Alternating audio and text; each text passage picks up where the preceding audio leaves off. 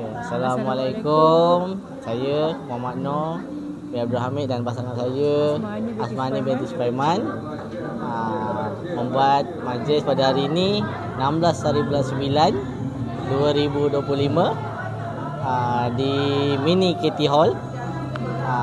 Majlis kami di Mini Hall ni okey, terbaik.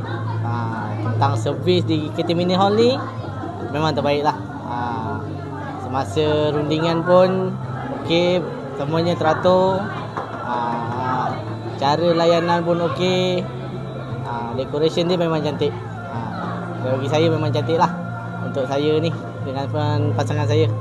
Kami berpuas hati lah. Kami berpuas hati dengan decoration dekat KT Mini Hall ni. Bagi saya siapa-siapa lah nak membuat ada majlis ke, pertunangan ke, majlis nikah ke, sanding ke, bolehlah datang ke Mini KT Hall untuk yang kecil lah.